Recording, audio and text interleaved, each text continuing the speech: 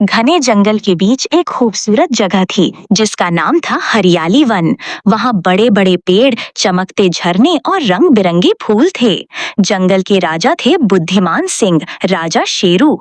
उनके राज में सभी जानवर मिलजुल कर रहते थे। इसी जंगल में एक घमंडी मोर भी रहता था जिसका नाम था चीकू। उसके पंख हीरे की तरह चमकते थे जो 7 रंगों की रोशनी छोड़ते थे। चीकू को लगता था कि वही पूरे जंगल में सबसे सुंदर है। वो घंटों नदी के किनारे बैठकर अपने पंखों और अपनी परछाई को देखता रहता था।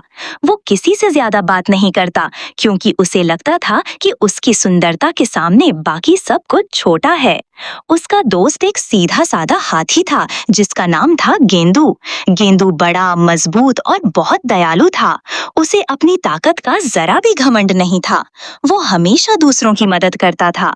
वो जंगल के छोटे बंदर मिंकू को फल तोड़ कर देता और प्यास लगने पर उन्हें झील तक ले जाता। एक दिन जंगल में भारी बारिश आई और बाढ़ आ गई। नदी जिसका नाम था नीली धारा उफान मारने लगी। छोटा कछुआ टिंका पानी में फंस गया और मदद के लिए पुकारने लगा। सभी जानवर घबरा गए, लेकिन गेंदू बिना डरे नदी की तरफ दौड़ा। दूसरी ओर चीकू अपने पंख गंदे होने के डर से एक पेड़ पर छुपा बैठा रहा। गेंदू ने पानी में छलांग लगाई।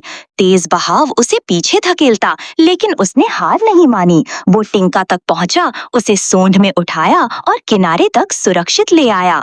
ये देखकर सभी जानवरों ने तालियां बजाईं। राजा शेरू खियाए और बोले, सुंदरता शरीर में होती है, लेकिन असली महानता कर्म में। चीकू को अपनी गलती समझ आ गई। उसने महसूस किया कि वो सुंदर तो है, लेकिन मददगार नहीं था। उस दिन के बाद चीकू ने अपने घमंड को छोड़ दिया और जंगल के सभी जानवरों का सम्मान करने लगा।